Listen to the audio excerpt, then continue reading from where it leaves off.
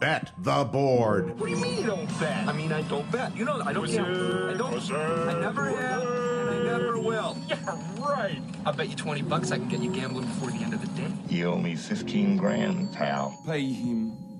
Pay that man his money. It's the Bet the Board podcast. God likes me. He really, really likes me. In the end, I wound up right back where I started.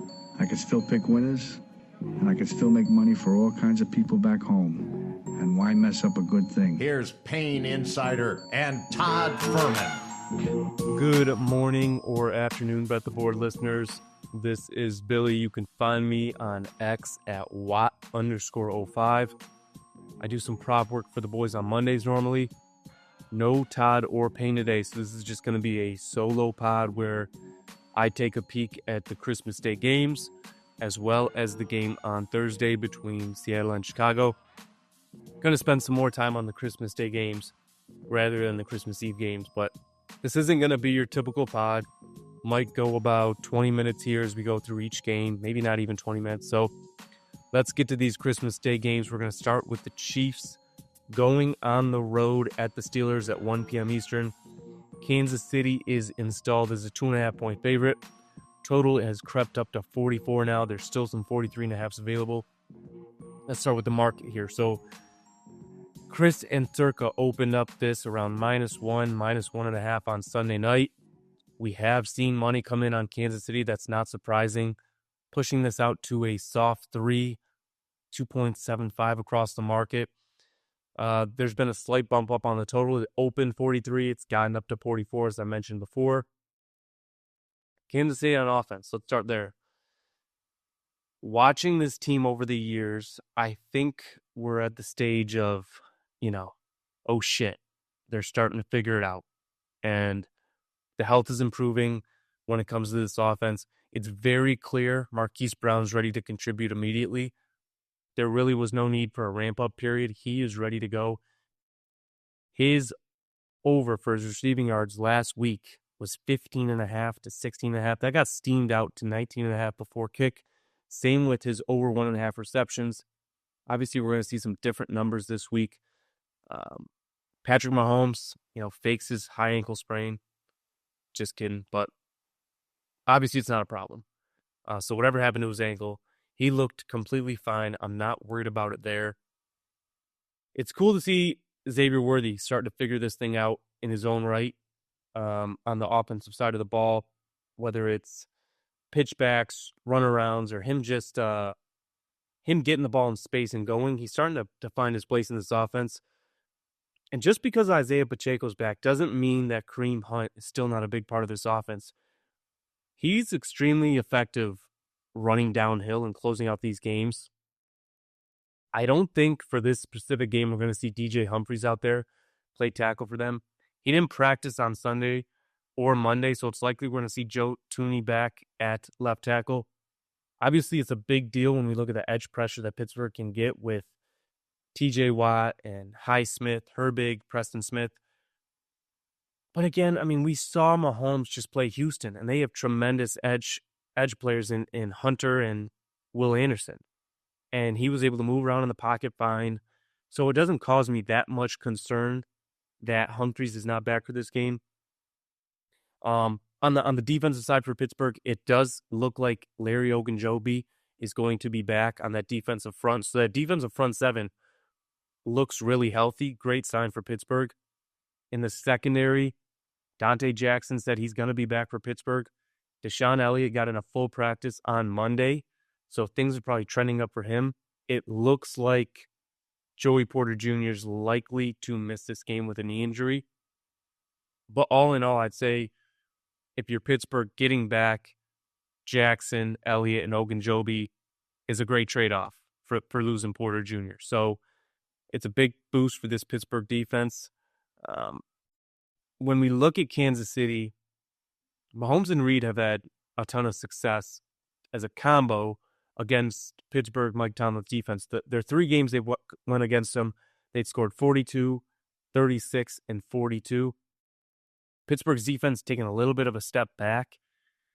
Kind of been trending down the last couple weeks. They are, last 4 weeks, they're 22nd in defensive EPA across the board. They're 26th in defensive pass success rate and 21st in defensive rush EPA. Now, those last 4 weeks, they've been going against Baltimore, Philadelphia, Cleveland with Jameis. Say what you will about Jameis, but he likes to push the ball down the field, and Cincinnati and Joe Burrow. So it's definitely not been an easy slate of offenses there. But Kansas City is not going to make this easy on them. They seem to be at full strength with these skill positions, and they're kind of rounding into form on the offensive end. When Pitt's on offense, let's talk about this. It's really tough. I guess the biggest thing I have been most impressed with Pittsburgh is the play of Russ. And it doesn't really appear that he's been falling off or he's found the fountain of youth with Mike Tomlin. Over the last 4 weeks, Russ is 6th in completion percentage over expectation, and he's 2nd in that metric over the course of the season out of 35 qualifying quarterbacks. It goes without saying that Pittsburgh needs George Pickens back to unlock this explosive offense, and it looks like they're going to get him. He's probable at the moment, says he plans on playing, really a better option to throw him jump balls than Kelvin Austin on 4th and 2s against Pittsburgh or whatever it was, 4th and 4, 4th and 6. They're throwing a jump ball to double coverage to Kelvin Austin. Really not the best way to attack Baltimore there. So it appears like Pickens going to play, which again, that's a huge deal. The other big deal is Kansas City is likely going to be without Chris Jones, and Shamari Connors also appears like he's going to miss it at cornerback. The way to attack Kansas City through this year has been through the air. They've been 6th in both defensive rush EPA and defensive success rate against the rush. Now, no Chris Jones is going to change what this run defense is capable of, but it's also really going to affect the pressure they create from the interior. Chris Jones is 2nd in pass rush win rate amongst qualifying defensive tackles in the entire league. So he really does force quarterbacks out of the pocket, and he's very disruptive. So missing him is a big deal. Kansas City's just looked more vulnerable in the secondary. In the second half of this season, they've had some injuries back there. The last 4 weeks, the numbers have looked good, but there's just a consistency that I'm not seeing from this secondary. I think the best teams can exploit it. I'm not sure if Pittsburgh is a team that can really put up a crooked number on Kansas City, but having George Pickens back is certainly going to help. So I do think they can have success through the air here. End of the day for this game, there's some pretty big unknowns with the injury situation on both sides. I do think Pittsburgh's going to be more healthy than maybe we thought on Sunday or Monday. And so no Chris Jones is also going to have a big effect on this defense. So that's the key here. With Pittsburgh's defense trending up, the health trending up, obviously with the exception of Joey Porter Jr., I think we're going to see the threes get gobbled up on game day in this one. Let's turn our attention to Baltimore at Houston.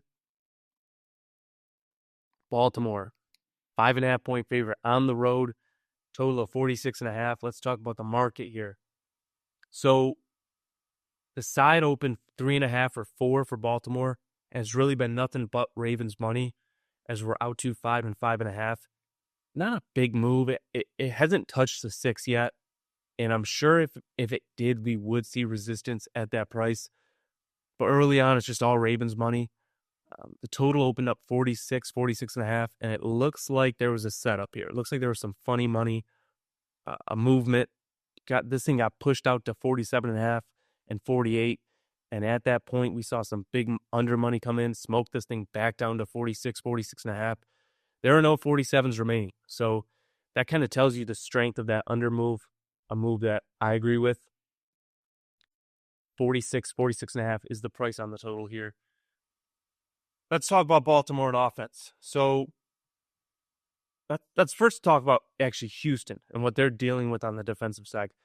There's no Jimmy Ward. He is out for the season after hurting his foot versus Kansas City. He's going to be having surgery.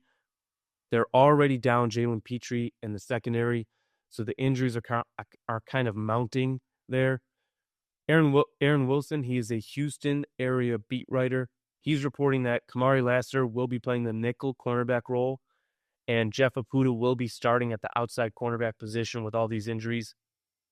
Looks like Baltimore is going to have Zay Flowers, even though he missed practice on Sunday and Monday. It seems optimistic he's going to be out there.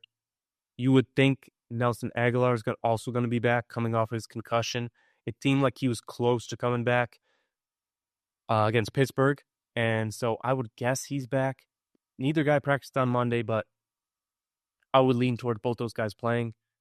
Obviously, they lost Justice Hill to a concussion on that tough hit, and that is a loss. That's a loss in that pass game. He is a fantastic pass receiving back, so that's a little bit of a loss there. Baltimore is just so multiple on this side of the ball, though, and they usually have a way of figuring out how to beat you over the course of a 60-minute game. I would say the only thing that stops its offense is usually itself. It's usually its play calling. We've seen multiple times where Baltimore has a clear advantage either through the air or on the ground, and for some reason they choose to do the opposite in certain games. We saw it last year in the playoffs versus Kansas City. We don't need to belabor that point. But there have been multiple times this year that Baltimore gets away from doing what they do great just because they can do it all. And sometimes they become a little more inefficient in the way they do that. I think we've seen less of that this year. And I would expect Baltimore to have success through the air here if they choose to go there. I don't think this is the game where we're going to see them just pound the rock to Derrick Henry 25 times. You're running right into the strength of the Houston defense. I think we're going to see them attack them through the air. Houston gets great defensive edge pressure from Hunter and Anderson, but again, it kind of gets negated when you got maybe the best athlete we've ever seen play quarterback in Lamar Jackson. He's able to move out of the pocket and kind of negate that pressure. So I do expect to see Baltimore have some success through the air and hopefully attack Houston through the air. That should be what they try and do. We shall see. On that side of the ball, when we look at Houston on offense, man, we got to start with the injuries. No Tank Dell, obviously super unfortunate for him and his team. It was a kind of a heartbreaking injury. Seems like he's a leader in that locker room. Guys love him. Dislocated kneecap towards ACL. He's going to be out. Offensive guard Shaq Mason, he's going to be out 2 to 4 weeks with a sprained MCL. And it appears that Juice Scruggs isn't quite ready to come back in the lineup. So Kendrick Green will be filling in at right guard for the Texans. On the positive note for this team, John Mechie seems to be good to go. So it gives this wide receiver core, it looks like it's going to be Nico Collins, Mechie, Robert Woods, and Xavier Hutchinson. I know they just signed Deontay Johnson. Good luck with that. I'm not sure how much he's going to be used in this game. But this is not a wide receiver core that's going to strike fear in any defense, especially if you can keep Nico in check and prevent that big explosive. Houston really hasn't had that much success even before the injuries. We've talked about Bobby Slowick on this podcast before, and that there's been some regression this year. Houston is only 24th in offensive DVOA. They're 21st in EPA per play. CJ Stroud himself, he's just 27th in completion percentage over expectation and EPA per play blend out of 34 qualifying quarterbacks. And look, there's reasons for this. The offensive line clearly has not played up to the standard many thought it would entering the season. They're only 25th in pass block win rate. They're 30th in run block win rate. And they dealt with injuries all year on that O-line. Losing Nico for a stretch throughout the season with his hamstring was a big deal. Obviously, losing Stephon Diggs to the torn ACL was a big deal. And now they lose Tank Dell. And it just feels like whenever Houston's about to get going, or they kind of had some momentum in that Kansas City game, and you could see that there was a lot of life in that pass game with Tank and Nico, and then it just gets ripped away from them again. It's interesting when we look at the run game, too. It feels like Joe Mixon has had a really nice season. He's kind of been revived in this offense, especially when he gets the ball in space. And yet when we look at the metrics, I mean, Houston is only 30. They're dead last in offensive rush success rate and 27th in offensive rush EPA. It's just nothing's really working for this offense for any sort of sustainable stretch. And when we look at the Ravens, they seem to be getting their mojo back on the defensive side of the ball. The health is trending up. Health is very good.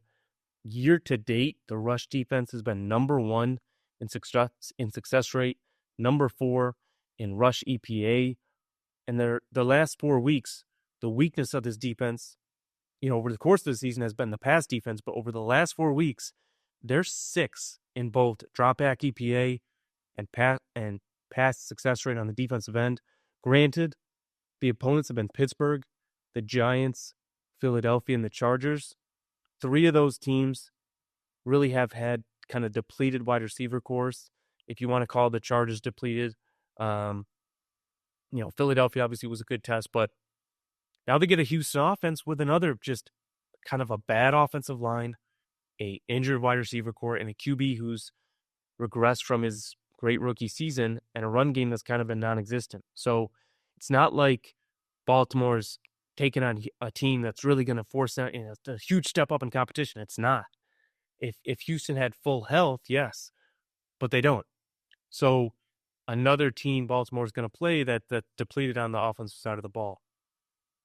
Bottom line for this game, I agree strongly with this under 48 and 47.5 that we saw get sent in.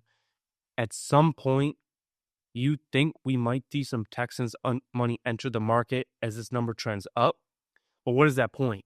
Is it 6? We haven't even seen it touch 6 yet. I don't think there's a chance in hell we see the market blow through the 6 and give professionals a chance to buy to 7. 5.5 just seems like the right number here. Kind of in line with my numbers when you factor in all the injuries. So I think we're gonna hang out here. I don't think there's a situation where you can get 6.5 on Houston, get a buy to 7. I just don't see that happening. So from the side perspective, number looks good. From the total perspective, honestly, 46.5 seems right. So nothing really there for me on that one. Let's talk about this last game, this game on Thursday, day after Christmas on the 26th. Going to be kind of quick here. Let's just talk about the situation. Seattle's 3.5-point favorite, total of 44. Seattle has to keep winning for their season to continue, while Chicago's season is clearly over. We are certainly seeing a bump here in price. Factoring this in, Minnesota closed last week at Seattle, 2.5, soft 3. And not more than 2 weeks ago, we saw them play Chicago at home, and they closed a soft 7, a 6.5. And now we see Seattle go on the road, and they're laying almost 4 against Chicago. So there's definitely some inflation here on Seattle. No two ways about it. That doesn't mean I'm running the back Chicago. I've been concerned about the Bears, the organization, and the leadership of this team since Matt Eberflus was fired. I'm not here saying Matt Eberflus was some great head coach. He wasn't. But at least there was some structure there. And this team, in its current form, we have Thomas Brown jumping from offensive passing coordinator to interim head coach. We have Eric Washington as the DC and the play caller for the first time. And to be frank, the results suck. They just do. The defense has taken a massive step back since Eberflus left. They're 30th in dropback EPA. They're 32nd in defensive pass success rate over the last 5 weeks. And in the run game, they're 27th in defensive rush EPA and success rate over the last 5 weeks. Now, look, did the strength of schedule get tougher? Absolutely. But when you look at the Bears as a whole, not just on the defensive end, but as like a unit, as his team, we got all these new people in these new positions. You have a rookie quarterback who's trying to figure out how to be a pro. He's having a really tough year compared to his expectations. You look around at the other rookie quarterbacks and you see some of them are flourishing. It just doesn't feel that way for Caleb Williams. The Bears feel chaotic. And I was thinking about this morning, but compare the 4-win Bears right now to the 4-win Panthers. And we just see two completely different vibes around those teams. The Panthers are playing their best ball. They have a head coach and GM combo that at least is going to be around for at least one more year, maybe 2-3 more years, and we know that. The team is playing hard. There's enthusiasm after each performance, win or lose. They're playing good football. They can run the ball. Seems like Bryce Young's going to be the guy of the future. And then we go take a look at the Bears, and it's like, it feels like the expectations were so high and the sky is just falling. And that's not the type of team I really prefer to back with my money. All that being said, I'm not running to pay a premium on Seattle at 3.5 or 4. Just a quick breakdown of injuries here. Bears lost their left tackle, Braxton Jones, to an ankle injury. He's going to be out for the year. Seattle's been pretty average when it comes to pass rush win rate. They're 17th, but they are 10th in overall pressure rate. So they could bother Caleb a little bit here. They're 6th in rush EPA defense over the last 4 games, and that includes one where Josh Jacobs and the Packers ran wild on them in the first half of that Week 15 game. So I think Seattle's going to be able to bottle up this run game from Chicago, and it feels like Seattle's going to force Chicago to have to throw the football in this game.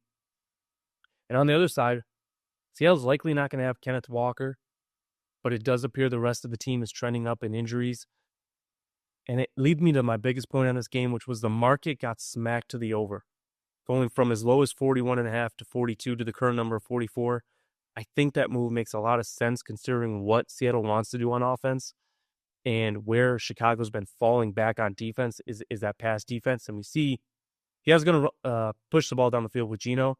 They got the guys to do it. Jackson Smith and Jigba's been fantastic in year 2. So I can see Seattle attacking through the air against this Bears defense. And on the other side, I can see Chicago not really having a choice but to throw on Seattle, which is going to lead to a game state where the over makes a ton of sense, seeing it get bet from 42.5 and 43 out to 44. So kind of wrap this thing up. Here's where I'm at on all these games. Pittsburgh +3 does make some sense. We're seeing the market already tip that way that, the threes are all pretty juiced. We did go over 43 and 43.5 small in Kansas City and Pittsburgh. That, I'm not recommending going over 44, but that was a small play we had, provided we believe Chris Jones is going to be out for this game. George Pickens is going to be back for Pittsburgh. And even though Pittsburgh gets back Deshaun Elliott, Dante Jackson, Ogunjobi on the defensive end, I still think Reed and Mahomes are going to have some success here. I like the way that the Pittsburgh offense is trending. Another thing with this game, this Pittsburgh-Kansas City game, is if the market shows a ton of love for Pittsburgh and we see the screen come off the 3, we see just blanket 2.5s across the board, Pittsburgh makes a really nice teaser leg in a 6-point teaser through the 3 and the 7. I think a good partner for them would maybe be Tampa Bay down to 1.5, 2, 2.5, wherever those numbers are. You can get it below the 3 in a teaser. Again, that's only if you see the market at 2.5 across the board. If you come right before game time and there's 3s out there, the teaser leg doesn't really make much sense because it's basically insinuating the dog's not strong enough to get it off the 3. So when you're looking at teaser legs through the 3 and the 7, you gotta think about these things. So for that game, lean towards Pittsburgh at 3. We did go over 43 and 43.5. Not a big play, but something we considered. Baltimore, Houston, under 48 and 47.5 was very sharp, very real. That number's gone. So I don't have anything on that game right now. I was kind of asleep at the wheel for that move, so it kind of irks me a bit because my numbers agreed there. That was the play, it seems. In the Chicago-Seattle game, over 42.5 and over 43, that makes plenty of sense. We're out to 44. No reason for either offense to not play kind of free here, and I think Seattle can attack Chicago in multiple ways. At 44, though, it's not really for me. As for my plan for props and stuff, I will post multiple props on my X handle tomorrow. I'm going to aim for one prop for each of these games. That's the goal. I'm not going to give you anything right now if I haven't bet it, which I have not. I haven't bet a prop yet this week, so check out my X handle tomorrow. It's at @Watt_05. Don't be tweeting at me, hey, where's the prop, blah, blah, blah. Look, I'm well aware I said I'm going to give a couple out, so that's what I'm going to do. So just be patient, and I will probably have one for both games tomorrow, and I think I'll probably have one for the Seattle-Chicago game. Again, the boys are going to be back on Thursday for a college football preview of the non-playoff games. I believe they posted their schedule on the Bet the Board Pod X handle. As always, appreciate you guys listening. Appreciate the interaction on X. And we will be back Thursday to talk football. Best of luck this upcoming week and weekend with all your wagers. Merry Christmas. Happy holidays, everyone. I wish everyone nothing but safe travels and a great holiday. All right. Thanks, guys. We hope you enjoyed listening to this episode of Bet the Board. Make sure you follow Todd and Payne on X. Todd is at Todd Furman. That's TODDFUHRMAN. And Payne is at Payne Insider. That's PAYNEINSIDER. Don't forget, our weekly newsletter comes with an additional best bet. Have that delivered to your inbox by clicking the link atop the podcast show notes.